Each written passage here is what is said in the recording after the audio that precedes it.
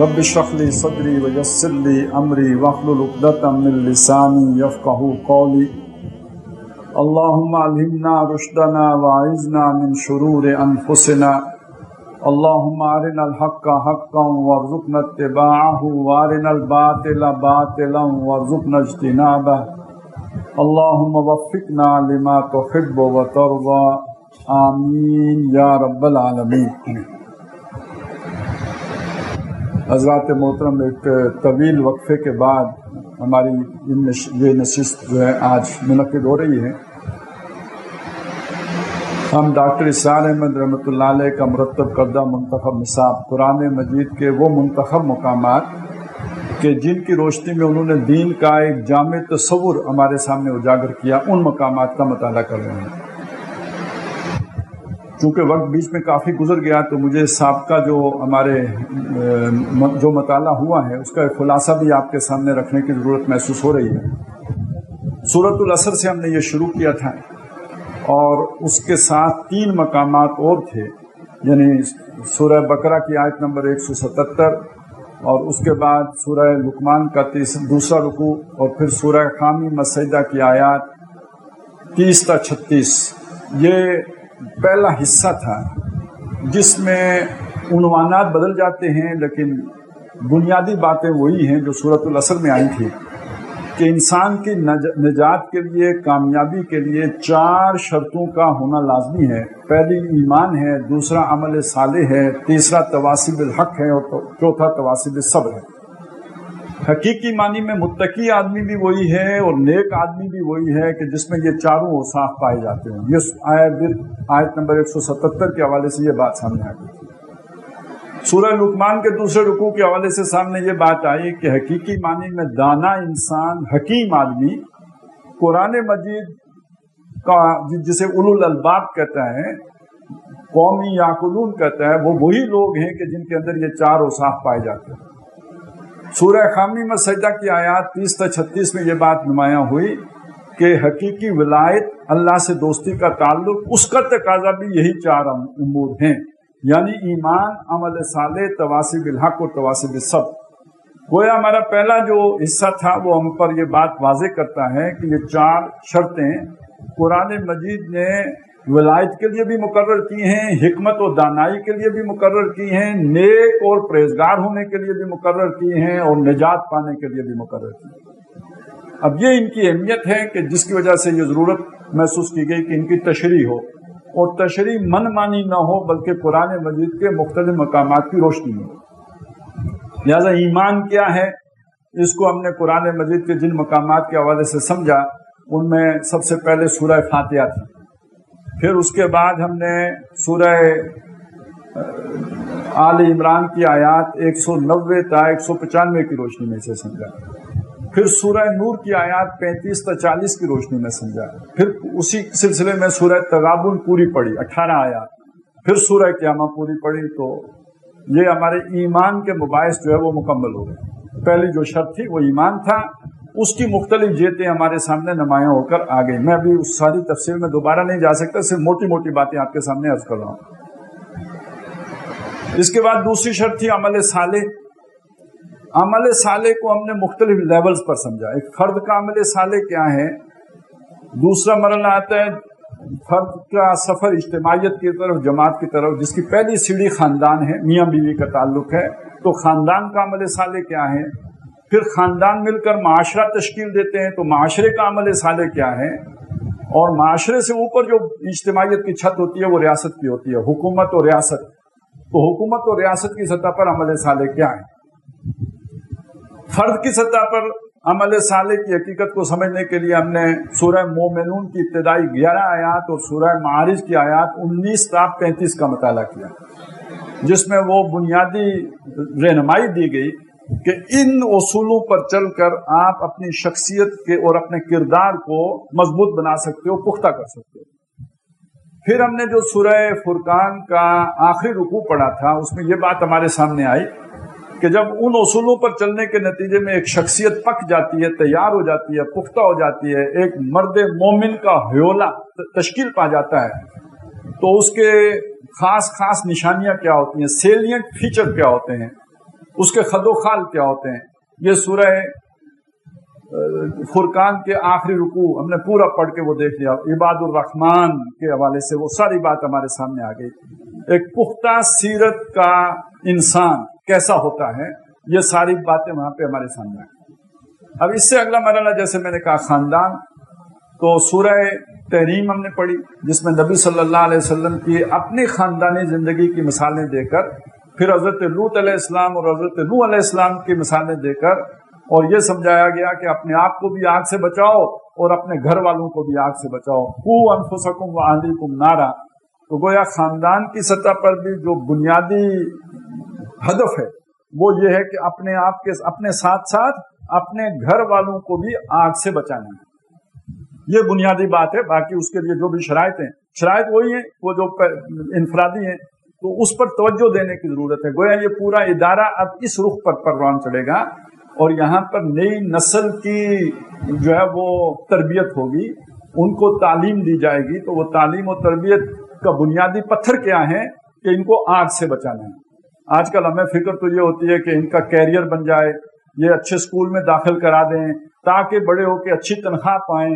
لیکن قرآن مجید نے ہمارے سامنے یہ بات رکھی ہے کہ پہلی ضرورت یہ ہے کہ ان کو آگ سے بچانا ہے. دنیا میں اگر وہ کروڑوں روپے بھی کما لیں، اربوں کما لیں، قارون جیسی دولت اکٹھی کر لیں، لیکن یہ کہ آخرت میں اگر آگ میں چلے گئے تو آپ نے کوئی اچھی تربیت نہیں دی ہے، آپ نے ان کا بھلا نہیں کیا ہے، آپ نے ان سے ہمدردی نہیں کی ہے، آپ نے ان کی خیرخواہی نہیں کی ہے، آپ نے انہیں محبت نہیں دی ہے، آپ نے ان سے دشمنی کی ہے، آپ نے ان کا جو ہے وہ آخرت برباد کر دی. تو بنیادی جو اس خاندان کی سطح پر فوکس جس چیز پر ہوگا، قوا انفسکم، اپنے آپ کو بھی، واہلیکم، اور اپنے گھر والوں کو بھی بچانا ہے، نارن، اس آگ سے جس کا ایندھن پتھر بھی بنیں گے اور انسان بھی بنیں گے. اس کی شدت اتنی ہوگی. جیسے میں پہلے عرض کر چکا کہ خاندان مل کر معاشرہ بناتے ہیں، تو جب معاشرہ بن جائے گا تو اب معاشرے کے لیے رہنما اصول کیا ہوں گے.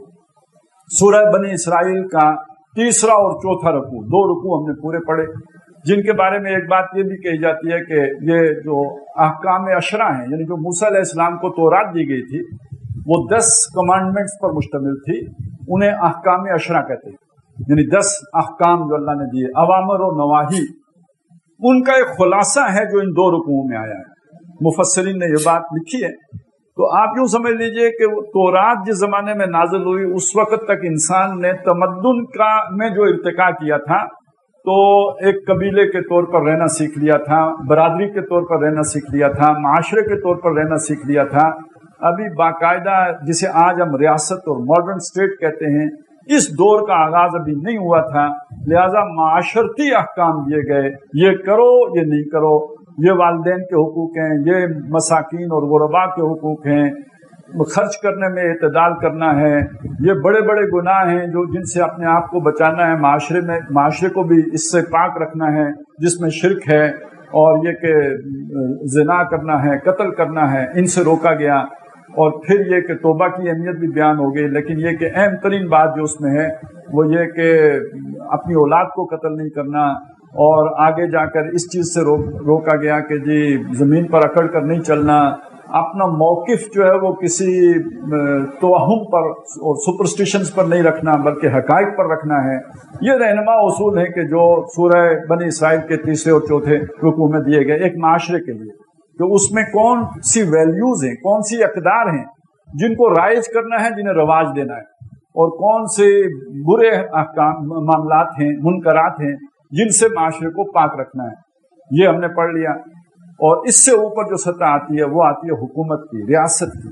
اس کے لیے ہم نے سورہ حجرات پڑھی تھی، مکمل سورہ حجرات پڑھی جو 2 رکوعوں پر مشتمل تھی، اور اس میں اصولی رہنمائی ایک ریاست اور جو بھی ایک انسانی تمدن کی بلند ترین اجتماعیت کی سطح ہوتی ہے اس کے ذیل میں دے دی گئی. آئین کی سطح پر کیا ہوگا، ریاست میں یونیفارمٹی لانے کے لیے کون سی جو ہے وہ ضرورت کس ذریعے سے پوری ہوگی، آپس میں جھگڑا ہو جائے تو اسے کیسے جو ہے وہ دور کرنا ہے، ایک دوسرے کا تمسخر نہیں اڑانا ہے، اپنے جو وہم نہیں کرنا، تجسس نہیں کرنا، گمان نہیں کرنا، یہ ساری چیز، غیبت نہیں کرنا. باقی انٹرنیشنل کمیونٹی کے ساتھ تعلق کی اساس کیا ہوگی، شہریت کی بنیاد کیا ہوگی، یہ ساری چیزیں گویا وہ ہمیں سورہ حجرات میں ریاست کی سطح کا عمل صالح وہ بیان کر دیا گیا۔ اس کے بعد جو ہم نے مقام پڑھا وہ آخری، یعنی اس کے بعد پھر سورہ صف آ جاتی ہے جو آج میں نے آپ تلاوت کی، اور جو ہمارا آئندہ کا سبق ہوگا تو سورہ حجرات کے بعد اب وہ سورہ حج کا آخری رکوع ہم نے پڑھا تھا، اور جب وہ میں نے شروع کیا تھا تو میں نے عرض کی تھی یہ بات کہ یہ بڑا جامع مقام ہے۔ اس کے ابتدائی حصہ میں وہ سارا خلاصہ آ گیا ہے جو ہم پیچھے پڑھ کر آئے ہیں، یعنی اس میں ایمان کے مباحث بھی آ گئے اور اس کے اندر عمل صالح کا ذکر بھی آ گیا، وہ ساری چیزیں اس میں دوبارہ دوہرا کے آ گئی، مختلف سطح پر آ گئی، اور آگے جو ہم نے پڑھنا ہے اس کی بنیاد بھی رکھ دی گئی۔ ابھی جو بات میں آپ کے سامنے ذرا تھوڑی تفصیل سے رکھنا چاہتا ہوں، جو ہم نے پچھلا سبق پڑھا تھا اور جسے پڑھے ہوئے بھی اب 3-4 مہینے ہو گئے ہیں، میرا اندازہ یہ ہے کہ شاید رمضان سے پہلے وہ آخری نشست ہماری منعقد ہوئی تھی، اس کے بعد موقع نہیں بنا، تو اس میں جو آخری حصہ تھا اس میں ایک رسولوں کے باب میں ایک بات بیان ہوئی تھی کہ اللہ تعالیٰ نے رسولوں کو اس لیے بھیجا ہے تاکہ لوگوں کے اوپر اتمام حجت کریں، لِيَكُونَ الرَّسُولُ شَهِيدًا عَلَيْكُمْ وَتَكُونُوا شُهَدَاءَ عَلَى النَّاسِ، تاکہ رسول تمہارے اوپر گواہ ہو جائیں اور تم تمام انسانوں کے اوپر گواہ ہو جاؤ۔ یہ جو معاملہ ہے اس کو سمجھ لیجئے کہ یہ شہادت علی الناس، اسے ذرا دوبارہ اس کا ایک خلاصہ آپ کے سامنے پیش کر دوں کہ یہ ہے کیا۔ بنیادی معنی اس کا ہے لوگوں کے خلاف گواہی دینا، اور لوگوں کے خلاف گواہی دینے کے پیچھے پھر پوری ایک اس کا پس منظر ہے، وہ ایک کہانی ہے، وہ سمجھ لیجئے کہ آخرت میں اللہ کی عدالت ہے، مہربان، شفیق، غفور، رحیم، رحمان رب ہے، اس کے سامنے اس کا ایک گناہگار بندہ کھڑا ہوتا ہے جو ساری زندگی گناہ کرتا رہا۔ اب اس کا مالک اس سے پوچھتا ہے میں نے تمہیں یہ بتایا تھا کہ میری بندگی کرنی ہے، میں نے تمہیں اس لیے پیدا کیا وما خلقت الجن والانس الا لیعبدون، اور تم ساری زندگی میری بغاوت کرتے رہے۔ اور وہ آگے سے کہے کہ اللہ میں تو ایک ایسے معاشرے میں پیدا ہوا کہ جہاں کوئی خیر کا عنصر تھا ہی نہیں، تو نے میری فطرت تو وہ بنائی تھی جس میں تیری بندگی کا بھی مادہ تھا، لیکن انہوں نے میری فطرت مسخ کر دی۔ میرے ماں باپ نے مجھے ہندو بنا دیا، میرے ماں باپ نے مجھے سکھ بنا دیا، میرے ماں باپ نے مجھے دنیا دار بنا دیا، میرے ماں باپ نے مجھے مادہ پرست بنا دیا۔ میں جس دور میں پیدا ہوا اس دور میں بچوں کو پڑھانے کے لیے ان کے دشمن آیا کرتے تھے اور اس مینیفیسٹو کے ساتھ آتے تھے کہ دشمن کے بچوں کو پڑھانا ہے، تو انہوں نے تو مجھے الٹی پٹیاں ہی پڑھائی ہیں، کوئی سیدھی بات تو انہوں نے مجھے نہیں پڑھائی۔ میں تو لارڈ مکالے کا پڑھا لکھا آدمی ہوں، میرے پاس تو تیری تعلیمات پہنچی ہی نہیں۔ اس کے بعد اگر میں دہریہ ہو گیا، میں ملحد ہو گیا، میں دنیا پرست ہو گیا، میں لبرل ہو گیا، میں سیکولر ہو گیا، تو اے میرے رب اس میں میرا تو کوئی قصور نہیں، تو نے مجھے پیدا ہی اس دور میں کیا جس میں یہی کچھ تھا۔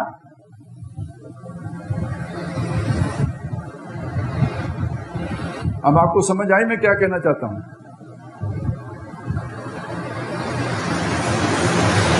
اگر تو وہ چیف جسٹس بندیال صاحب کی عدالت ہو تو وہ کہیں گے، جواب دیں گے، ignorance of law is no excuse. اگر آپ کو پتہ نہیں تھا تو اس میں ہمارا کوئی قصور نہیں ہے۔ ایک ذمہ دار شہری کی حیثیت سے آپ کا فرض بنتا تھا کہ ملک کے قوانین آپ جانیں اور ان کی خلاف ورزی نہ کریں، اور اگر آپ نے خلاف ورزی کی ہے تو we have to punish you. ہمارے پاس تو کوئی اختیار نہیں ہے آپ کو معاف کرنے کا، ہم آپ کو سزا دیں گے۔ ہم تو یہاں اس لیے بیٹھے، ہمیں 16 لاکھ روپے یہ غریب قوم اپنے ٹیکسز سے جو تنخواہ دیتی ہے وہ اس لیے دیتی ہے کہ جو ہمارے پاس آئے ہم اسے تن دینے کے لیے بیٹھے ہوئے ہیں۔ دنیا میں یہی چلتا ہے، لیکن میں نے شروع میں کہا تھا کہ وہ عدالت کس کی ہے؟ ایک مہربان رب کی ہے، ایک شفیق رب کی ہے، ایک محبت کرنے والی ہستی کی ہے، اپنی مخلوق سے پیار کرنے والی ہستی کی، ماں سے 70 گنا زیادہ محبت کرنے والی ہستی کی ہے۔ اگر دیکھیے اس عذر میں وزن ہے یا نہیں ہے، آپ سوچیں، ماں کے سامنے بچہ یہ بات پیش کر دے کہ امی میں نے یہ غلطی اس لیے کی کہ مجھے پتہ نہیں تھا، تو ماں کے دل میں رحم پیدا ہو جائے گا یا نہیں پیدا ہوگا؟ تو جو ماں سے 70 گنا زیادہ مہربان ہے تو اس کے دل میں بھی پیدا ہونا چاہیے۔ تو اس کا مطلب کیا ہوا؟ یہ آدمی جو اپنے رب کے سامنے کھڑا ہوا ساری زندگی بغاوت پہ کمر بستہ رہا، لیکن آج وہاں کھڑے ہو کے اپنی حجت اللہ پر قائم کر رہا ہے اور اپنی بغاوت کے لیے دلیل پیش کر رہا ہے، اور دلیل کم از کم اور کسی عدالت میں ویلڈ ہو یا نہ ہو، اللہ کی عدالت میں ویلڈ ہے۔ تو اللہ یہ بتا رہے ہیں کہ میں نے رسول اس لیے بھیجے تاکہ میرے پاس آ کر کوئی یہ دلیل نہ پیش کرے کہ ہمیں پتہ نہیں تھا. رسولا مبشرین و منذرین، رسول آئے خوشخبریاں بھی دیتے تھے، خبردار بھی کرتے تھے. لئلا یکون للناس علی اللہ حجۃ بعد الرسل، تاکہ رسولوں کے آنے کے بعد لوگوں کے پاس اللہ کے سامنے پیش کرنے کے لیے کوئی بہانہ باقی نہ بچے. اب بات پوری سمجھ میں آ گئی ہوگی. رسولوں کے آنے کا یہ مقصد تاکہ کوئی شخص اللہ کے سامنے کھڑے ہو کے یہ بات نہ کہہ سکے اے اللہ میں ایک ایسے ماحول میں پیدا ہوا جہاں یہ تھا. اگلی بات یہ ہے کہ اب تو رسولوں کا سلسلہ بند ہو گیا، اور یہ جو میں نے آپ کے سامنے نقشہ کھینچا تھا یہ رسولوں کے دور کا نقشہ تو نہیں ہے نا، یہ لارڈ مکالے کے بعد کے دور کا نقشہ ہے. تو اب تو نبی کوئی نہیں آئے گا، تو وہ جو خالی جگہ اسے کون پر کرے گا؟ آج کا انسان اللہ کے سامنے کھڑے ہو کے یہ بات کرے تو جواب کون دے گا؟ یہ بات ہے جو وہاں پہ آئی تھی لِيَكُونَ الرَّسُولُ شَهِيدًا عَلَيْكُمْ، رسول تم پر گواہ بنے، وَتَكُونُوا شُهَدَاءَ عَلَى النَّاسِ، اور تم سارے انسانوں پر گواہ بنو. اب صرف مسلمان کا مسئلہ ہی نہیں ہے، ہندو بھی اگر کوئی یہ بہانہ بنائے گا تو مسلمان سے پوچھا جائے گا کہ ہاں بھائی پہنچایا تھا میرا دین یا نہیں پہنچایا تھا. عیسائی اگر بہانہ پیش کرے گا تو مسلمان سے پوچھا جائے گا میں نے خیر امت تم کو بنایا تھا اور اس لیے بنایا تھا کہ ان تک میری بات پہنچانی ہے، پیغام پہنچانا ہے. میرا جو پیغام حضور پہ اترا ہے صلی اللہ علیہ وسلم یہ ان تک لے کے جانا تمہارا کام ہے. بلغوا انی ولو آیا فلیبلغ الشاہد الغائب، جس تک پہنچ گیا اب اس کے ذمہ ہے کہ ان تک پہنچائے، جن تک نہیں پہنچا. یہ ہے، اسے کہتے ہیں اتمام حجت. وہاں تھا نا تاکہ کوئی حجت باقی نہ رہے اللہ کے مقابلے میں لوگوں کے پاس، تو اس کے لیے اصطلاح کیا ہے؟ اتمام حجت کر دینا، یعنی کہ دوسرے آدمی پر حجت تمام و کمال اللہ کی دلیل اس پر ثابت کر دینا، اس کے پاس کوئی بہانہ باقی نہ چھوڑنا، قطع عذر کر دینا، تاکہ اللہ کے سامنے وہ اپنی ناواقفیت کا عذر پیش نہ کر سکے کہ اللہ مجھے پتہ نہیں. واقف کرا دینا یہ ذمہ داری ہے ان لوگوں کی کہ جن کو اللہ تعالیٰ نے جن تک اپنا پیغام پہنچایا ہے. یہ امت جو امت مسلمہ کہلاتی ہے، جس کے ہم افراد ہیں، اس کو اللہ نے جو فضیلت دی ہے، جو خیر امت قرار دیا ہے، جو بہترین امت کہا ہے، تو وہ اس لیے کہا ہے کہ اس کو یہ مشن سونپا ہے. باقی قومیں اپنی دنیا کے لیے جیتی ہیں اور یہ قوم اللہ نے نکالی ہے لوگوں کے لیے. کنتم خیر امت اخرجت للناس، تم بہترین قوم ہو، امت ہو، تمہیں لوگوں کے لیے کھڑا کیا گیا ہے. تم لوگوں کے پاس اللہ کا پیغام لے جانے کے لیے چنے گئے ہو، تم چنیدہ لوگ ہو. هو اجتباکم، اس نے تمہیں چنا ہے اور چننے کے لیے یہ مشن تمہیں سونپا ہے کہ تاکہ اللہ کے سامنے آخرت میں کوئی بہانہ بنانے والا نہ ہو. یہاں تک تو میرا خیال ہے بات سمجھنا اتنا مشکل نہیں ہے، بڑے آسانی سے سمجھ میں آ جائے گی. اب اصل میں بات اس سے آگے جو چلتی ہے وہ بڑی ہے. میں یہ اتمام حجت کیسے ہوگا، اس میں بڑی غلط فہمیاں ہیں. پہلی بات یہ ہے کہ اس اتمام حجت کے لیے جو بنیادی کرنے کا کام ہے اس کام کا نام ہے دعوت و تبلیغ. اس کام کا کیا نام ہے؟ دعوت و تبلیغ، یعنی لوگوں کو اللہ کے دین کی طرف بلانا، اسے کہتے ہیں دعوت دینا، اور لوگوں تک اللہ کا دین پہنچانا، اس کو کیا کہتے ہیں؟ تبلیغ کرنا. لیکن یہ سمجھ لیجئے کہ دعوت دینا کس چیز کی طرف؟ قرآن کی طرف. اور تبلیغ کرنا کس چیز کی؟ قرآن کی. ابھی میں نے آپ کو سنایا تھا کہ حضور نے آخری خطبہ جب دیا اور اس کے بعد بتایا، لوگوں نے مانا کہ آپ نے ہم تک پہنچا دیا، تو اس کے بعد حضور نے فرمایا فَلْيُبَلِّغِ الشَّاهِدُ الْغَائِبُ، جو گواہ بن گیا ہے کہ مجھ تک پہنچ گیا، اب اس پر فرض ہے کہ ان تک پہنچائے جو ابھی تک غائب میں ہیں. تو کیا پہنچائے؟ دوسری حدیث میں بات آ گئی بلغوا انی ولو آیتن، پہنچاؤ میری طرف سے ہاں ایک ہی آیت پہنچاؤ. یعنی ہر آدمی نے پہنچانا ہے، پورا نہیں پہنچا سکتا تو ایک آیت پہنچاؤ، مگر پہنچاؤ ضرور. اور کیا شے پہنچانی ہے؟ آیت پہنچانی ہے. خود حضور کو کیا حکم ہوا تھا کس کی تبلیغ کریں؟ یا ایھا الرسول بلغ ما انزل الیک من ربک، اے رسول صلی اللہ علیہ وسلم جو آپ پر نازل کیا گیا ہے اس کی تبلیغ کیجیے. تو اتمام حجت کے لیے ضروری کیا ہے کہ تبلیغ کی جائے کس چیز کی؟ جو اللہ نے نازل کیا ہے یعنی قرآن مجید. کیوں؟ اس لیے کہ وَلِلَّهِ الْحُجَّةُ الْبَالِغَةُ، اللہ ہی کی حجت ہے پہنچ جانے والی. میں کون ہوتا ہوں؟ میرے کلام سے کسی پر حجت کیسے قائم ہو سکتی ہے؟ ایک بات ذہن میں آئی ہے، آپ کے سامنے مثال کے طور پر پیش کرتا ہوں، عرض کرتا ہوں. ہر گھر میں تقریباً یہ بات ہوتی ہے، ماں اپنے بچوں کو پیار سے سمجھاتی ہے، لاڈ سے سمجھاتی ہے، ہر طرح سے سمجھاتی ہے. نہیں سمجھتا تو وہ پھر ایک دھمکی لگاتی ہے کہ تمہارے بابا کو بتاؤں. اور بعض اوقات یہ ہوتا ہے کہ دھمکی لگائے بغیر کہتی ہے کہ میں نے سمجھایا، بیٹے کو نہیں سمجھاتا، اب آپ ذرا کوشش کیجیے. اور باپ وہی بات ایک دفعہ کہتا ہے، بیٹا سیدھا ہو جاتا ہے. ہوتا ہے یا نہیں ہوتا؟ کیوں؟ اس کے پیچھے اتھارٹی ہے. ماں کے پیچھے لاڈ پیاری ہے، باپ کے پیچھے تھا. وہ گھر سے بے دخل بھی کر سکتا ہے، وہ جیب خرچ بند کر سکتا ہے، وہ آنکھیں نکال سکتا ہے، وہ بہت کچھ کر سکتا ہے. اس کے سمجھانے کا انداز دوسرا ہوگا. بس اس مثال کو ذہن میں رکھ کر ایک بات ہر کوئی اپنی آنکھیں بند کر کے نا اپنے دل میں جھانک کر سوچتے. ایک بات مولوی صاحب کہتے ہیں، ایک بات ابا جی کہتے ہیں، اماں جی کہتی ہیں، دادی اماں کہتی ہیں، کوئی اور بڑا کہتا ہے، بڑا کہتا ہے، خاندان کا بزرگ کہتا ہے. اس بات کا آپ پر زیادہ اثر ہوگا کہ جب آپ کو یہ لگے کہ یہ بات اللہ کہہ رہا ہے. اب قرآن میں پڑھیں کہ اللہ نے یہ کہا ہے، دونوں اثر برابر ہوں گے. بس اتنی سے سمجھ لیں کہ جب میں اپنی باتیں آپ کو سناؤں گا تو وہ اثر نہیں ہو سکتا، لیکن جب آپ اللہ کی بات سنیں گے تو آپ پر کوئی اور طرح سے اثر ہوگا. تو پہنچانے کیا شے ہیں؟ اللہ کی آیات پہنچانی.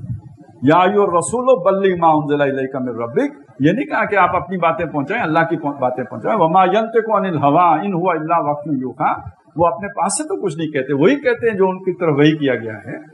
اور یہی حضور صلی اللہ علیہ وسلم نے اپنی امت سے کہا کہ بلغوا انی ولو آیۃ. حضور پر تو پورا پہنچانا فرض تھا، اور امت کے افراد پر جتنا ہو سکے حسب استطاعت، لیکن کم از کم ایک آیت تو ہر بندہ کبھی نہ کبھی ضرور کسی نہ کسی تک تو پہنچائے. یعنی ہر آدمی اس میں حصہ ضرور ڈالے، خواہ ایک آیتی کا ڈالے. البتہ کرنا امت نہیں ہے، بحیثیت مجموعی یہ کام اب امت کے سپرد ہو گیا. دوسری شے میں نے کہی تھی دعوت. دو جگہ ہیں قرآن مجید سے جس میں آپ کو سمجھا دیتا ہوں کہ اس سے مراد بھی قرآن مجید ہی ہے. ایک ہے یدعون الی الخیر ولتکن منکم امۃ، تم میں ایک جماعت ہونی چاہیے. یدعون الی الخیر، الخیر کی طرف دعوت دیتی ہو. الخیر کیا ہے؟ سب سے بڑی خیر جو اللہ نے دی انسانوں کو وہ کیا ہے؟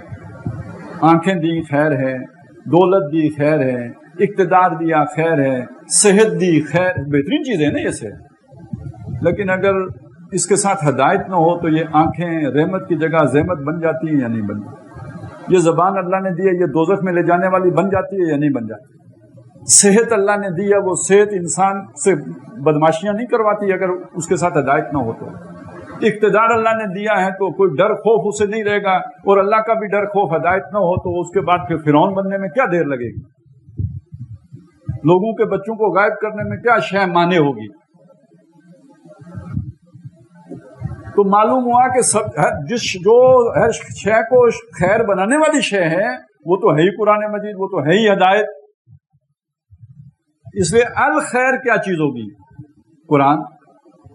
اور خود نبی صلی اللہ علیہ وسلم نے کیا فرمایا؟ خیرکم من تعلم القرآن وعلمہ. تم میں سے بہترین وہ ہے جو قرآن سیکھے اور سکھائے. اب دیکھیے کیوں بہترین کون ہوتا ہے؟ جو سب سے بہتر کام کر رہا ہو وہ سب سے بہترین ہے نا. تو جو قرآن سیکھ رہا ہے اور سکھا رہا ہے وہ بہترین کیوں؟ کہ وہ سب سے بہترین شے کو سیکھ اور سکھا رہا ہے. تو الخیر کا مصداق قرآن مجید ہے.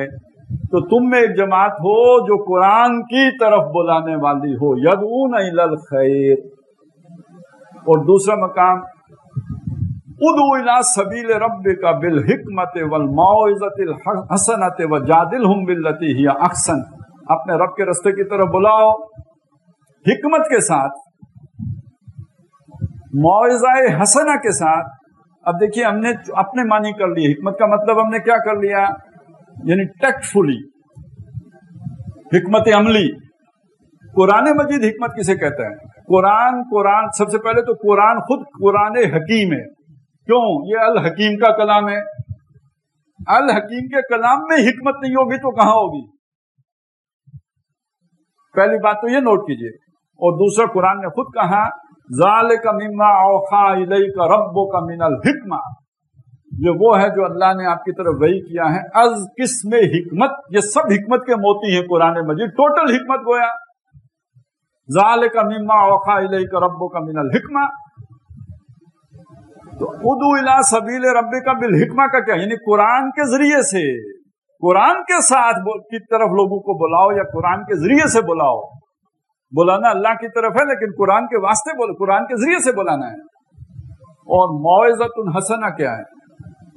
یا ایھا الناس، ہے لوگو، قد جاءتکم موعظۃ حسنۃ، آ گئی ہے تمہارے پاس ایک بہت خوبصورت نصیحت. کیا ہے یہ چیز؟ قرآن مجید. تو موعظہ حسنہ بھی قرآن، حکمت بھی قرآن. اور قرآن مجید ہے جس نے مشرکین کے ساتھ بھی مجادلہ کیا ہے، قرآن مجید ہے جس نے یہود کے ساتھ بھی مجادلہ کیا ہے، قرآن مجید ہے جس نے عیسائیوں کے ساتھ بھی مجادلہ کیا ہے، دہریوں کے ساتھ بھی کیا ہے، ملحدین کے ساتھ بھی کیا ہے.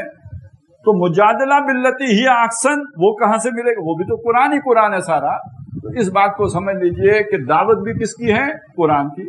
ویسے تو قرآن مجید ہم پڑھتے ہیں تو جگہ جگہ آتے ہیں انذر بہی، اس قرآن کے ذریعے سے خبردار کریں. فَتُبَشِّرَ بِهِ الْمُتَّقِينَ وَتُنذِرَ بِهِ قَوْمًا لُدًّا، اس قرآن کے ذریعے سے آپ متقی لوگوں کو بشارت دیجئے اور جو مشرکین ہیں ان کو خبردار کیجئے. تو ساری نبی صلی اللہ علیہ وسلم کی دعوت، ساری تبلیغ در حقیقت قرآن ہی کے ذریعے سے. بلانا تھا تو قرآن کی طرف، پہنچانا ہے تو قرآن پہنچانا. اور اب یعنی امت کا بھی کام کیا ہوگا پھر؟ شہادت علی الناس کے لیے قرآن کی تعلیمات کو عام کرنا، قرآن کی دعوت و تبلیغ کرنا. یہ تو ہی ایک بات. اب ہمارا مسئلہ کیا ہوتا ہے؟ ہمارا مسئلہ یہ ہوتا ہے کہ ہم اپنی کہانیاں ساری رات سنا کر صبح اٹھ کر کہتے ہیں وما علینا الا البلاغ المبین، ہمارے ذمہ سوائے واضح واضح پہنچا دینے کے اور کچھ بھی نہیں ہے. یہی مطلب ہوتا ہے اس کا، حالانکہ ہم نے واضح طور پر نہیں پہنچایا ہوتا. یہ ایک تقریر کرنے سے بلاغ المبین نہیں ہو جاتا. نبی صلی اللہ علیہ وسلم نے 23 سال کے بعد پوچھا تھا الا هل بلغت، کیا میں نے تمہیں پہنچا دیا؟ اور ہم 2 گھنٹے کی تقریر کے بعد کہتے ہیں وما علینا الا البلاغ. تو اس کا مطلب ہے ایک تقریر سے بلاغ نہیں ہوتا. یہ تو ساری زندگی لگانی پڑتی ہے تب جا کے کہیں اگر ہو جائے تو بڑی بات ہے. پھر بھی حتمی طور پر آپ نہیں کہہ سکتے کہ آپ نے پہنچانے کا حق ادا کر دیا. رسول کہہ سکتا ہے، کوئی دوسرا کیسے کہہ سکتا؟ ہم نے کوشش کی، ہم نے اپنی طرف سے پورا زور لگا دیا، سمجھانے کا ہر طریقہ اختیار کر لیا، لیکن پتہ نہیں، ہو سکتا ہے سمجھانے میں کوئی آنچ کی کسر رہ گئی ہو سکتا ہے سمجھانے میں اسلوب کی غلطی ہو گئی ہو سکتا ہے سمجھانے کے اندر کوئی ہم نے جو ہے چول مار دی ہو، کوئی پتہ نہیں، ہم سے 10 غلطیاں ہو سکتی ہیں. لہذا یہ ضروری نہیں ہے کہ وہ حق ادا ہو، لیکن کم از کم اتنا تو ضرور محنت ہونی چاہیے کہ اپنے رب کے سامنے اپنی معذرت پیش کی جا سکے. اللہ جو صلاحیت مجھ میں تھی میں نے سارا زور لگا دیا، میں نے کل کوشش کر لی.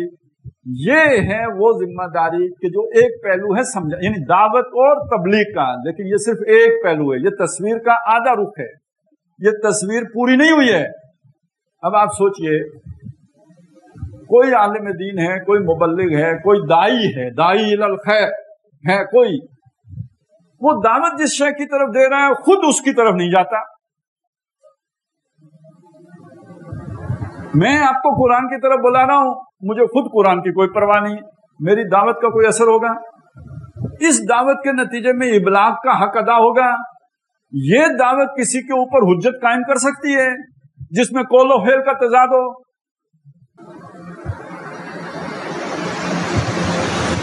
جب اپنے ہی قول و فعل میں تضاد ہوگا تو دعوت کہاں، کون سی دعوت اور کون سی تبلیغ اور کون سا اتمام حجت؟ یہ نہیں ہو سکتا. اس کے لیے ضروری یہ ہے کہ انسان جس چیز کی دعوت دے رہا ہو، جس کے لیے وہ بلا رہا ہو، اس کی پوری زندگی اس کا نمونہ پیش کر رہی ہو، تب جا کے آپ کہہ سکتے ہیں کہ ہم نے صحیح رخ پر کوشش کی اور صحیح رخ پر محنت کی ہے. لیکن ابھی تک بھی تصویر مکمل نہیں ہوئی ہے. کیوں؟ ایک مسئلہ ہے جی، اور یہ سمجھ لیجئے، مسئلہ یہ ہے کہ ہم جب قرآن مجید پڑھتے ہیں، جس دور میں قرآن اترا جب ہم موسیٰ علیہ السلام کے واقعات پڑھتے ہیں، جب ہم نوح علیہ السلام کے واقعات پڑھتے ہیں، یہ وہ ادوار ہیں جس میں فرد بہت حد تک آزاد تھا. جس دور میں ہم جی رہے ہیں، فرد کی زندگی اجتماعیت کے جبر کے نیچے آ گئی. اب آپ اپنی دہلیز سے باہر قدم رکھتے ہیں تو آپ کے اوپر ریاست کا قانون نافذ ہو جاتا ہے، بلکہ اب آپ کے گھر کے اندر بھی، آپ کی چارپائی کے اوپر بھی آپ کی ریاست کا قانون نافذ ہے. آپ کی بیوی جا کے نہ آپ کے خلاف شکایت لگا دے، جھوٹی سچی جیسی ویسی بھی لگا دے، آپ کی خیر نہیں ہے. میں آپ کو بتا دوں، ابھی تو انہیں پتہ نہیں چلا کہ ان کو کیا کیا حقوق نسواں بل میں دے دیے گئے ہیں، وگرنہ پتہ نہیں آدھے اندر ہوتے. اب تو ویسٹ میں تو خیر بچہ جا کے شکایت لگا دے تو ماں باپ کی خیر نہیں ہے. قانون تو یہاں بھی بن گئے ہیں، لیکن ابھی وہ پولیس والے بھی خیال کرتے ہیں. ابھی پرانی ماؤں کے بیٹے ہیں نا، اور پولیو کے قطرے پینے سے پہلے والے ہیں. چل رہا ہے، ابھی نظام چل رہا ہے. اصلیت یہ ہے کہ آج کا انسان اجتماعیت کے دائرے کے اندر جکڑا ہوا ہے، اس کی آزادی سلب ہو چکی ہے. اقبال نے آج سے 100 سال پہلے جو بات کہی تھی، یعنی ایک جکڑ بندی معاشی جکڑ بندی ہے. عہد حاضر ملک الموت ہے تیرا جس نے، قبض کی روح تیری دے کے تجھے فکر معاش. یعنی اب تو معاشی جکڑ بندیاں ہی ایسی ہیں کہ کوئی دوسری سوچ ہی نہیں آتی. دنیا نے تیری یاد سے بیگانہ کر دیا، تجھ سے بھی دل فریب ہیں غم روزگار کے. اور یہ اب رجیم چینج کے بعد تو غم روزگار کے پتہ نہیں 4 گنا 10 گنا 100 گنا غریب کے تو بڑھ ہی گئے ہیں. اب اس مہینے جو بجلی کا بل آئے گا تو وہ پھر اس کی ادائیگی کے لیے تہجد پڑھنے پڑ جائیں تو ایک علیحدہ بات ہے. باقی انسان یعنی بری طرح پھنسا ہوا ہے. اور جس طرح کے قوانین ہیں، اب اگر ایک شخص چاہے بھی کہ میں اللہ کی عبادت کروں تو نظام کی جکڑ بندی اسے اللہ کی عبادت نہیں کرنے دیتی. آپ ایک بات سوچئے، چلیں بہت باتوں کو چھوڑیں، ایک بات سوچیں، سود کتنا بڑا حرام ہے، کتنا بڑا منکر ہے، کتنی بڑی برائی ہے، لیکن ہم سود میں ملوث ہوئے بغیر کوئی بندہ رہ ہی نہیں سکتا. اگر آپ ڈائریکٹلی سود میں نہیں بھی ملوث ہوتے، انڈائریکٹلی پھر بھی ملوث ہوتے ہیں. اب یہ جو میں نے کپڑے خریدے ہیں، ان کے چوری کے اگر نہ ہوں، میں نے خریدے ہیں اگر، تو جو ان کی میں نے کاسٹ پے کی ہے، اس کاسٹ کے اندر جو فیکٹری مالک نے سود پر قرض لے کے تو اس کا ادا کیا ہے سود، وہ شامل کیا ہے یا نہیں کیا ہے؟ تو اصلاً وہ سود ادا کرنے والا وہ فیکٹری کا مالک ہے یا میں ہوں؟ کیونکہ اس نے تو ان کپڑوں کے اندر شامل کر دیا ہے نا. اور یہ صرف میں نے کپڑوں کی مثال دی ہے تاکہ آپ آسانی سے سمجھ جائیں. جو کاشتکار اسپرے کرتا ہے اور قرض لیتا ہے بینک سے اور اس پر سود ادا کرتا ہے فصل کٹنے کے بعد، وہ اپنا وہ خرچہ اس فصل کے اس میں ڈالے گا یا نہیں ڈالے گا؟ تو کون سا کسٹمر ہے جو سود پے کرنے سے بچا ہوا ہے؟ کوئی ایک بھی نہیں ہے جو بچا ہوا ہے. میں سمجھانا جو شاید چاہتا ہوں وہ یہ کہ موجودہ دور میں جب تک پورا نظام اس اللہ کی اطاعت میں نہ آ جائے، کوئی آدمی اکلوتا اللہ کی بندگی کا حق ادا ہی نہیں کر سکتا.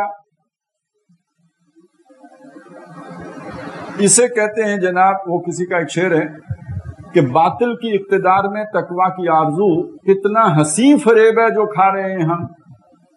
تو اگر تو آپ رہیں نا علمی اور کتابی، عمل سے آپ کو کوئی غرض نہ ہو، تو پھر علمی کتابی بندے کے لیے کوئی مسئلہ نہیں، تقریریں کرتے رہو، فالوورز بڑھاتے رہو، اوکے. لیکن اگر آپ علمی اور کتابی کے ساتھ عملی بھی بننے کی کوشش کریں تو عمل تو ممکن ہی نہیں ہے باطل نظام میں. کامل بندگی کا تو ہو ہی نہیں سکتی. قدم قدم پر مسائل ہیں.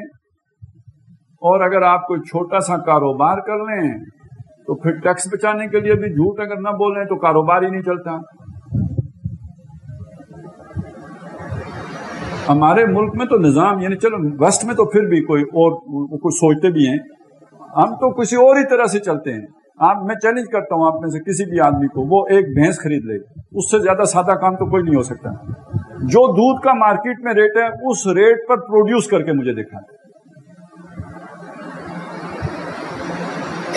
آپ گھر میں رکھ کے بھینس جو ہے نا رکھ کے دودھ نکال کے دیکھ لیں آپ کو مہنگا پڑے گا جس ریٹ پر آپ کو دکان سے مل رہا ہے، تو وہ سستا کیسے مل رہا ہے؟ کرپشن زندہ باد، پانی ملائے بغیر تو وہ سستا نہیں ہو سکتا بھائی، نہیں تو بھینس کا سائی کو بھی دینی پڑ جائے گی۔ تو یہ تو نظام بندے کو بے ایمان بنانے والا نظام ہے، یہ نظام بندے کو فراڈیا بنانے والا نظام ہے۔ اب پھر واپس پیچھے چلیں، جب بندہ اللہ سے کہے اللہ میں نافرمان اس لیے تھا کہ مجھے پتہ نہیں تھا، اللہ کہے گا پکڑو مولوی کو، کون سی مسجد میں نماز پڑھتے تھے، کس محلے میں تھے، بلاؤ مولوی کو، تم نے اتنی تنخواہیں کھائی ہیں، کیوں نہیں بتایا اس کو؟ وہ کہے گا میں نے جمعے کو فلانے کو تقریر کی تھی، 9 مئی کو تقریر کی تھی، 15 مئی کو بھی کی تھی، اوکے۔ اب بندہ آگے سے یہ کہے اللہ ہاں مولوی نے ایک دفعہ تو ملاوٹ پر تقریر کی تھی، لیکن میں تو ملاوٹ نہ کرتا تو میرے بچے بھوکے مر جاتے، کیونکہ دودھ کی قیمت ہی صحیح نہیں ملتی تھی مجھے۔ تو اب پھر ڈی سی صاحب کو بلائیں گے یا اے سی صاحب کو بلائیں گے؟ میری بات کی سمجھ آ رہی ہے نا آپ کو کہ بھئی اگر وہ اللہ تعالیٰ مہربان ہے تو یہ جو مظلوم مصیبتیں اکٹھی ہوئی ہیں جن کے لیے دین پر چلنا ممکن نہیں، تو ایک نہ چلنے کا سبب تو چلیں یہ ہو گیا کہ بھئی اسے پتہ نہیں تھا، لیکن پتہ لگ بھی جائے، چلنا بھی چاہے تو معاشرہ نہیں چلنے دیتا۔ اس معاشرے کو کون ٹھیک کرے گا؟ کیونکہ جب تک معاشرہ نہ ٹھیک ہو، اس کا مطلب یہ ہے کہ وہ بندہ ٹھیک ہو کے چل ہی نہیں سکتا ہے۔ جب تک ریاست کی سطح پہ تبدیلی نہ آ جائے اس وقت تک بندہ جو ہے وہ صحیح رخ پر آگے بڑھ ہی نہیں سکتا۔ لہذا اب اس اتمام حجت کا ایک تقاضا یہ بھی ہے کہ وہ لوگ کہ جن کو بات سمجھ میں آ گئی ہو، وہ اپنا تن من دھن لگا کر ریاست کے نظام کو اللہ کے بتائے ہوئے طریقے کے مطابق ڈھالنے کی محنت کریں اور جدوجہد کریں، تاکہ عام آدمی کے لیے بھی دین پر چلنا ممکن ہو سکے، وگرنہ ممکن ہی نہیں ہے۔ تو یہ اس اتمام حجت کا تقاضا یہ یعنی جسے ہم کہتے ہیں نا فیسیلیٹیٹ کرنا، جیسے ہم کہتے ہیں نا بچوں کو وہ ماحول دو کہ جس ماحول میں وہ دین سیکھ سکیں، یہ ہم کہتے ہیں یا نہیں کہتے؟ تو شہریوں کو وہ ماحول نہیں دینا کہ جس کے لیے وہ دین پر چلنا ان کے لیے آسان ہو جائے۔ تو دین کی تبلیغ صرف الفاظ ہی سے نہیں کرنی، کر کے بھی دکھانا ہے کہ میں ایک بندہ ہوں جو آپ کو بتا رہا ہوں وہ کر رہا ہوں، اور فیسیلیٹیٹ بھی کرنا ہے، ان کو وہ ماحول بھی بنا کے دینا ہے کہ جس میں دین پر چلنا ان کے لیے آسان ہو جائے، جسے یعنی کہتے ہیں نیکی کرنا آسان ہو، برائی کرنا مشکل ہو جائے۔ یہ ماحول بنانا کس کا کام ہے؟ یہ مسلمانوں کی ذمہ داری ہے یا نہیں ہے؟ ابھی بھی بات پوری نہیں ہوئی۔ ایک ذمہ داری اس حد تک تو مسلمانوں کی حد تک تو پوری ہو گئی، یہ جو اقوام غیر ہیں، دیکھیں نا دنیا میں مسلمان اکثریت میں یا کافر اکثریت میں، ان کافروں کو سمجھ ہے دین کی نہیں ہے، تو انہیں سمجھانا ہے تو انہیں زبانی سمجھانا ہے، انہیں بھی کر کے دکھانا پڑے گا۔ اچھا انفرادی طور پر ہم جتنے بھی نیک ہو جائیں، دنیا کے کچھ مسائل ہیں، جب تک ان مسائل کا حل آپ نہیں پیش کریں گے دین کی روشنی میں، وہ اپنی عقل کی روشنی میں پیش کر رہے ہوں گے۔ آج کی دنیا اس دنیا سے بہت مختلف ہے جو صحابہ کرام کے دور میں تھی۔ آج کی دنیا اس دور سے بہت مختلف ہے جو موسیٰ علیہ السلام کے دور میں تھا۔ فرعون بھی باطل تھا، شیطان کا جو ہے وہ پرستار تھا، لیکن آج کی دنیا اس زمانے سے بہت پیچیدہ، بہت مختلف۔ آج معاشی مسائل کیا ہیں، آج کے سیاسی مسائل کیا ہیں، اسی ایک مسئلے پر غور کر لیجئے۔ ایک طرف ہمارے سامنے چائنا ماڈل ہے، 1 پارٹی رول، دوسری طرف ہمارے سامنے وسط کا ماڈل ہے جس میں جمہوریت ہے، کئی جماعتیں ہوتی ہیں۔ یہ کوئی مسئلہ ہے نا جس کا یہ حل ایک چائنا نے نکالا ہے اور ایک وسط نے نکالا ہے، اس کا اسلامی حل کیا ہے؟ کوئی ہونا چاہیے نا۔ جب تک یہ نہیں پیش کریں گے تو لوگوں کے سامنے اس مسئلے کا حل کیا آئے گا؟ وہ یا تو چائنا کی طرف دیکھیں گے یا یورپ اور امریکہ کی طرف دیکھیں گے۔ آپ کے پاس کوئی حل ہونا چاہیے نا اس کا۔ بینکنگ ہے، آپ کہتے ہیں سارے بینک سود پر چلتے ہیں، اس کو اسلامی بنانے کا ایک طریقہ مفتی صاحب نے نکالا ہے۔ دنیا کے لیے وہ تماشا ہے، کھیل ہے، کیونکہ وہ سود تو ابھی بھی اس کو آپ نے ایکسپلائٹیشن تو نہیں ختم ہوئی، وہ تو جوں کی توں قائم ہے، بلکہ اس سے بڑھ گئی ہے۔ एस्क्री बैंक अगर वो 12% ले रहा होगा मार्कअप, तो इस्लामी बैंक 18% ले रहा होता है। हमारे एक दोस्त हैं, उन्होंने एक दफा पूछा, यार ये ज्यादा क्यों लेते हैं? मैंने कहा ये वो लेके अगर आप एस्क्री बैंक से लेंगे तो दोजख में जाएंगे, ये तो चूंकि इस्लामाइज हो गया है तो इसके बाद जन्नत में जाएंगे, तो ये बस सिर्फ 6% फीस है जन्नत में जाने की। लेकिन बंदे का तो कुछ उम्र 18% निकलेगा ना, उधर 12% निकल रहा है, इधर 18% निकलेगा। ये कोई हल तो नहीं है, आपने हल तो नहीं पेश किया है, ये तो आपने उज़र तराशा है, ये तो आपने हफ्ते के दिन मछली पकड़ने का तरीका, इस्लामी तरीका निकाला है।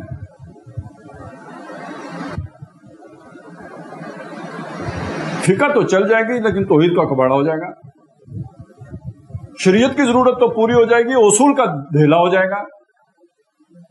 खैर ये एक और मसला है। तो दुनिया के सामने बैंकिंग का हकीकी इस्लामी हल भी तो पेश करना पड़ेगा जिसमें एक्सप्लॉयटेशन न हो। कई ला यकून दौलतम बैनल अगनियाए मिनकुम, तुम्हारे सिर्फ गनियों के दरमियान ही दौलत ना गर्दिश करती रहे बल्कि अब हम तक भी जाए, ऐसा माशी निजाम पेश करना होगा। और सिर्फ उस पर किताबें लिखनी होंगी, मकाले पेश करने होंगे, थीसिस लिखने होंगे, या उसका कोई अमली नमूना भी दुनिया को पेश करके दिखाना है।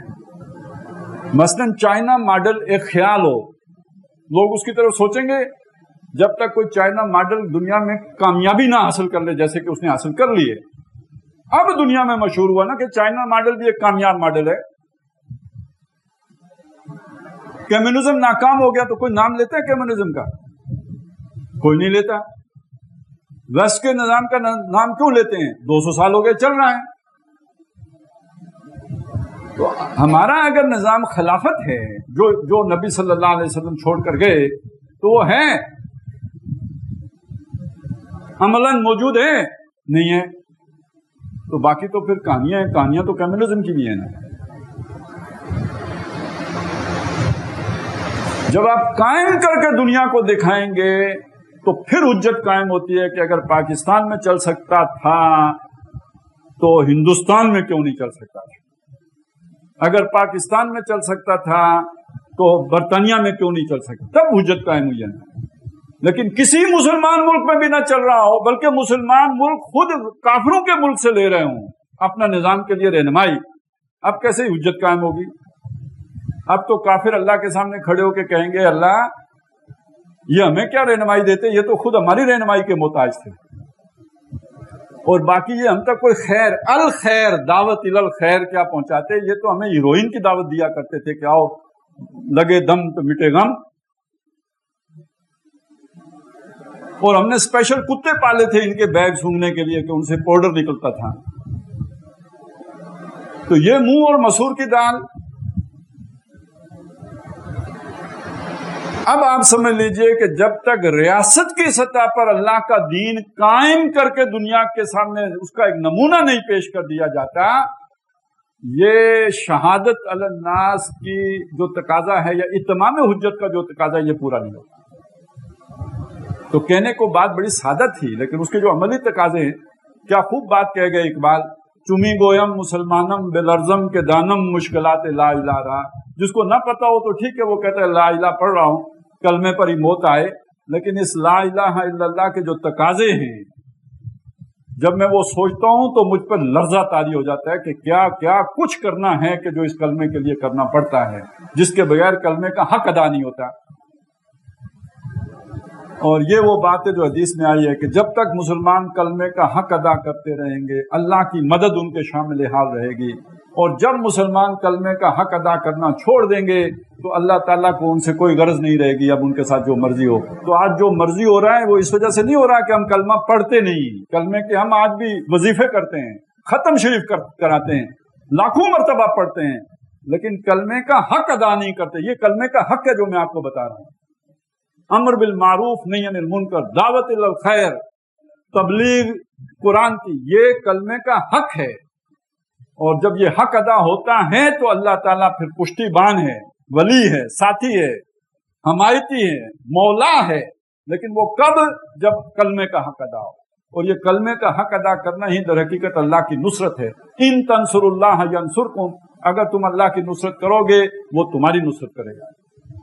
یہ کلمے کا حق ہی تواسی بالحق ہے. اب آئی بات وہاں پہ سورہ اثر سے ہم نے شروع ایمان عمل صالح، ایمان اور عمل صالح کے مباحث ہم نے پورے کر لیے، تواسی بالحق کے مباحث ہم شروع کر رہے ہیں. درمیان میں یہ رکوع آیا سورہ حج کا کہ جس میں کچھ حصہ آیات وہ تھی کہ جن میں پچھلے مضامین کا خلاصہ آ گیا، اور یہ والا شہادت علی الناس والا حصہ وہ تھا کہ جس نے اگلے مضامین کا دروازہ کھول دیا، تواسی بالحق والے مضامین کا دروازہ کھول دیا. تو یہ جو شہادت علی الناس ہے، یعنی لوگوں کے اوپر اتمام حجت کرنا، یہ متقاضی کس کا ہے؟ تواسی بالحق کا. تواسی بالحق کا معنی کیا کیا؟ باہم ایک دوسرے کو حق کی وصیت کرنا. اس حق کی وصیت ہی کا ایک نام دعوت کو قرآن حق ہے، تو اس کی طرف بلانا یہ تواسی بالحق ہے. اللہ حق ہے، ذالک بان اللہ هو الحق، اللہ کی طرف بلانا یہ تواسی بالحق ہے. یہ جو اللہ کا دین ہے جس کے قائم کرنے کی میں نے بات کی ہے، یہ دین الحق ہے. اس حق کی طرف محنت کرنا، کوشش کرنا، اس کو قائم کرنے کی جدوجہد کرنا، یہ تواسی بالحق ہے. اور یہ جو تواسی بالحق ہے یہ شہادت علی الناس کا تقاضا ہے. تو اب جو ہم آگے پڑھیں گے اس میں سب سے پہلے سورہ صف ہے، جس کی آیات ابھی میں نے آپ کے سامنے تلاوت کی ہیں. اور یہ جو سورہ صف ہے یہ ہمارے سامنے اس تواسی بالحق کا یہ پہلو رکھتی ہے کہ محمد رسول اللہ صلی اللہ علیہ وسلم کی جو بعثت ہوئی ہے یہ اس دین کو کل نظام زندگی کے اوپر غالب کرنے کے لیے ہوئی ہے. لِيَقُومَ النَّاسُ بِالْقِسْطِ جیسے آتا ہے سورہ حدید میں، تو محمد رسول اللہ صلی اللہ علیہ وسلم یہ دین حق لے کے آئے ہیں تاکہ وہ اس دین کو پورے نظام زندگی کے اوپر غالب کر دیں. یہ مرکزی مضمون ہے سورہ صف کا. اس کے بعد ہے سورہ جمعہ. سورہ جمعہ بحث کرتی ہے اس بات سے کہ یہ جو قرآن ہے جو محمد رسول اللہ صلی اللہ علیہ وسلم لے کے آئے ہیں، اس کے ذریعے سے انہوں نے وہ افراد تیار کیے ہیں جو اللہ کا دین قائم کر سکتے ہیں. اب اگر اس بات کو آپ نے سمجھنا ہو تو یہ کیا بات ہے؟ دیکھیں، مسلمان ملک 58 مسلمان ملک ہیں، دین قائم نہیں کر سکتے. کیوں نہیں کر سکتے؟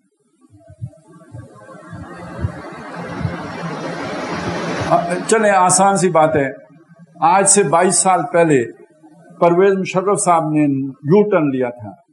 کیوں لیا تھا؟ امریکہ سے ڈر گئے تھے. اس نے کہا تھا پتھر کے دور میں پہنچا دیں گے. یہی بتایا تھا نا ہمیں کہ امریکہ جو ہے نا وہ کہتا تھا ہمارے ساتھ ہو یا ہمارے مخالف ہو، اگر مخالف ہو تو پتھر کے دور میں پہنچا دیں گے. تو پتھر کے دور میں پہنچنے سے بچنے کے لیے یو ٹرن لیا تھا نا.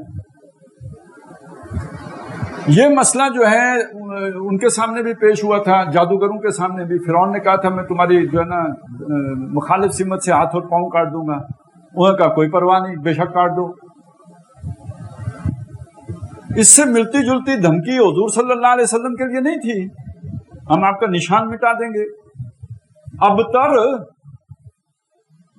آپ کا کوئی نام لینے والا پیچھے نہیں ہے. وہ کیوں کھڑے ہو گئے اور ان کے ساتھی کیوں کھڑے ہو گئے؟ معلوم ہوا جب تک افراد نہ تیار ہوں یہ بڑا مشکل کام ہے، اس کے لیے بندے کھڑے نہیں ہو سکتے. یو ٹرن لے لیتے ہیں. کیا یو ٹرن لے لیتے ہیں؟ ابھی ہمارے خان صاحب کو بھی اسی مصیبت کا نہیں پتا تھا تو پھنس گئے. گنتے رہے کہ ٹک ٹاک کے اوپر میرے فالوور کتنے ہیں. تو موسیٰ علیہ السلام کے ساتھ تو 12 لاکھ 6 لاکھ جو ہے نا وہ بنی اسرائیلی ساتھ بھی نکل آئے تھے، ٹک ٹاک پہ ہی نہیں تھے.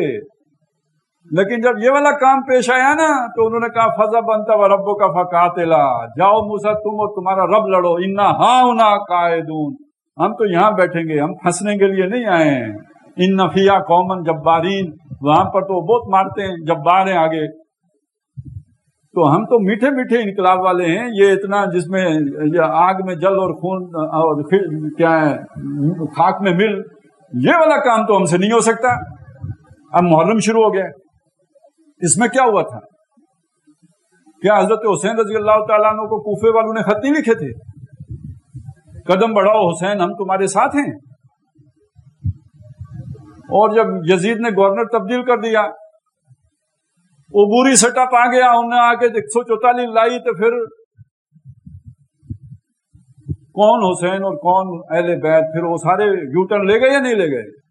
تو جب مصیبت آتی ہے، جب جان پر بنتی ہے، جب مال لٹتا نظر آتا ہے، جب گھر بار تباہ ہوتا دکھائی دیتا ہے، وڈے وڈے یو ٹرن لے لیتے ہیں. माफी नामा लिख के प्रेस कॉन्फ्रेंस करने आ जाते हैं। अब तो आपने सारी कहानियां खुद देख ली ना, इन आंखों से देख ली हैं। वो बंदे किधर से लेके आए जो खड़े रहे, डटे रहे, जमे रहे, मर जाएं, जेलों में सड़ जाएं, खत्म हो जाएं, अपने यू टर्न न लें, कैसे पैदा होंगे? किस टकसाल में ढलेंगे और किस फैक्ट्री में तैयार होंगे और किस तरबियत से गुजरेंगे तो उनके अंदर ये चीज पैदा हो जाए? कोई और शय नहीं है, ये सिर्फ कुरान से पैदा हो सकते हैं। ये पूरी सूरह जुमा का ये मजमून है। ये जान निछावर करने वाले जान निसार मोहम्मद रसूलुल्लाह ने जो तैयार किए हैं, ये जो फसल है जो पकाई है, ये 23 साल की मेहनत है और ये कुरान के साथ हुजूर ने मेहनत करके ये अफराद तैयार किए हैं। ये अब सोचते ही कोई और तरह से हैं। इन्हें जाने में नाकामी नजर नहीं आती, जान के बच जाने में नाकामी नजर आती है। इनके सीने पर जब आके तीर लगता है और इन्हें यकीन होता है कि अब मर जाएंगे, तो जबान से अल्फाज निकलते हैं, फुज़ तो बेरब्बे काबा, मेरे काबे की रब की कसम मैं तो कामयाब हो गया। जब तक नुक्ता नजर के अंदर ये तब्दीली ना आ जाए, उस वक्त तक इस काम के लिए बंदा नहीं खड़ा हो सकता, इस्तिकामत नहीं दिखा सकता। 4 कदम चलेगा, रुक जाएगा, निफाक उसके पांव पकड़ लेगा, दुनिया की मोहब्बत उसे जकड़ लेगी, कभी जान बचाने के लिए, कभी माल बचाने के लिए, कभी नौकरी बचाने के लिए, कभी बच्चों का कैरियर बचाने के लिए कंप्रोमाइज हो जाएगा। हर शय कुर्बान कर दे, जैसे इब्राहिम अलैहिस्सलाम ने कुर्बान कर दी। ये अफराद सिर्फ कुरान तैयार, और कोई मुर्शिद ऐसा नहीं है जो ऐसे लोग तैयार करे। है वही तेरे जमाने का इमाम बरहक, जो तुझे हाजिर व मौजूद से बेजार करे। वो कौन है? पूरी दुनिया में घूम जाइए, कोई एक बंदा आपको ऐसा नहीं मिलेगा जो हाजिर व मौजूद से बेजार करने वाला हो। ये तो सिर्फ अल्लाह की किताब ही है जो आपको हाजिर व मौजूद से बेजार करके उस आलिमुल गैब व शहादा के साथ जोड़ देती है। वातसिमू बिहब्लिल्लाहि जमीअन, और जो उससे जुड़ जाता है, इससे कट के यकसू होके उधर हो जाता है, वो है फिर जो खड़ा रह सकता है, जो इस्तिकामत दिखाते हैं। इन्नल लज़ीना क़ालू रब्बुनल्लाहु सुम्मा इस्तक़ामू, जिन्होंने कहा हमारा रब अल्लाह है, फिर उस पर डट गए, जम गए, उस पर उनका दिल ठुक गया, फिर कोई तूफान, कोई अजाब, कोई मुसीबत, कोई सजा, कोई जबर, कोई परसिक्यूशन उन्हें अल्लाह की राह से हटा नहीं सका। ये अफराद तो सिर्फ कुरान से पैदा होते हैं। ये अल्लाह वाले, ये रब्बानीयीन, ये जिनका ये वाला तज़किया हो कि सब कुछ लुटाने के लिए तैयार हों, ये तज़किया सिर्फ कुरान करता है। तो हुवल्लज़ी बअस फिल उम्मिय्यीन रसूलन मिनहुम यतलू अलैहिम आयातिही व युज़क्कीहिम व युअल्लिमुहुमुल किताब वल हिकमा। ये सूरह जुमा का मजमून आया कि जो सूरह सफ में मिशन दिया गया है तवासी बिल हक का, इसको पूरा करने वाले अफराद कुरान के जरिए से तैयार होंगे। उसके बाद सूरह मुनाफिकून शामिल की गई है। सूरह मुनाफिकून ज़ाहिर निफाक से बहस करती है। निफाक ईमान की जिद है। अब ये बोलते हैं मजमून है कि देखिए, ईमान की एक जिद कुफर है।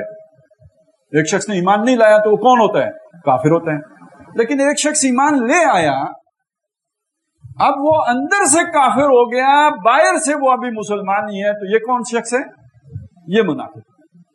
अच्छा, ये ईमान लाने के बाद अंदर से काफिर क्यों हुआ? जब कुर्बानी देने का मरला आया तो वो रुक गया, आगे नहीं बढ़ा। वह मिनन नास मन याबुदुल्लाह अला हर्फ, लोगों में वो भी हैं जो अल्लाह की इबादत करते हैं मगर किनारे पर खड़े होकर करते हैं, मझदार के बीच में नहीं आते। अगर उन्हें उस इबादत करने में कोई मुसीबत ना आए, खैर मिले, आसानी हो, लगे रहते हैं। लेकिन अगर कोई मुसीबत आ जाए, परेशानी आ जाए, दुख आ जाए, तकलीफ आ जाए, कोई कुर्बानी देने का मामला पेश हो जाए, जान जोखिम में डालने का मरला दरपेश हो जाए, इनकलबा अला वजहे, अपने मुंह पर उल्टा फिर जाते हैं। यूटर्न इसी को कहते हैं ना। तो ये जो अंदर से फिर जाना होता है, ये इर्तिदाद बातनी है। एक इर्तिदाद ज़ाहिरी है, बंदा मुर्तद हो जाएगा, अब तो उसे कत्ल किया जाएगा कि उसने कुफर कर दिया है। लेकिन एक आदमी अंदर से काफिर हो गया, ऐलान नहीं किया। कुरान मजीद ने इन लोगों को मुनाफिक करार दिया। इन्नल लज़ीना आमनू, बेशक वो लोग जो ईमान लाए, सुम्मा कफरू, फिर अंदर अंदर काफिर हो गए, सुम्मा आमनू, फिर कभी ईमान के करीब आ गए, सुम्मा कफरू, फिर कुफर की तरफ चले गए, सुम्मा ज़दादू कुफरा, फिर कुफर की तरफ बढ़ते चले गए। फबश्शिरिल काफिर, ये मुनाफिक, इन मुनाफिकों को खुशखबरी दे दी। معلوم ہوا کہ یہ کبھی ادھر کبھی ادھر. دیکھیں نا یہ ابو جہل نہ ادھر ادھر تو نہیں ہوا نا, وہ جدھر تھا ادھر ہی تھا. مشرکین مکہ جدھر تھے ادھر ہی تھے. یہ ادھر ابو بکر عمر ہیں جب ایمان لائے تو بس ڈٹ گئے, ثم استقاموا ہو گیا, پھر تو وہ اپنی جگہ پہ ڈٹ گئے, جم گئے, پھر نہیں ہلے. یہ ہلنے والے کون ہیں؟ کبھی ادھر اور کبھی ادھر. مذبذبین بین ذالک لا الہ ہؤلاء ولا الہ ہؤلاء, تذبذب میں پڑے رہے, نہ پوری طرح ادھر ہو سکے نہ پوری طرح ادھر ہو سکے. یہ منافقین ہیں. متربصین بھی ہیں, مترددین بھی ہیں, مذبذبین بھی ہیں, اور کبھی ایمان کی طرف ہوتے ہیں کبھی کفر کی طرف ہوتے ہیں. ہم یومئذ اقرب منہم للایمان, اس دن وہ ایمان کی نسبت کفر کے زیادہ قریب تھے. معلوم ہوا کبھی کفر کے قریب ہوتے ہیں کبھی ایمان کے قریب ہوتے ہیں. اس حوالے سے یعنی جو شے سمجھ میں آئی کہ جو سورہ صف میں تقاضے آئے ہیں جس میں جان مال کی بازیاں کھیلنی ہیں, اور جو سورہ جمعہ میں تقاضے آئے ہیں کہ اس کے لیے اپنے آپ کو قرآن کے ساتھ جوڑنا ہے, جو ان تقاضوں کو پورا نہ کرے, ایمان لے آئے لیکن یہ تقاضے پورا نہ کرے, اس کے اندر نفاق پیدا ہوتا ہے. وہ پیدا کیسے ہوتا ہے, وہ آگے کیسے بڑھتا ہے, اس کا نتیجہ کیا نکلتا ہے, انجام کیا ہے اس کا, یہ ساری چیزیں چند آیات میں 2 رکوعوں میں سورہ منافقون میں بیان کر دی گئی. یہ 3 مقامات ہیں جن کا ہم نے مطالعہ کرنا ہے اس یعنی تواصی بالحق کے مباحث میں. سورہ صف پوری, سورہ جمعہ پوری, اور سورہ منافقون پوری. آج بس یہ یوں سمجھے کہ پچھلا جو ہم نے پڑھا تھا اس کا ایک خلاصہ, اور آئندہ جو پڑھنا ہے اس کا ایک ہلکا سا تعارف آپ کے سامنے پیش کر دیا ہے. آئندہ نشست سے انشاءاللہ تعالی ہم سورہ صف کا مطالعہ باقاعدہ شروع کریں گے. اقول قولی ھذا واستغفر اللہ لی ولکم ولسائر المسلمین.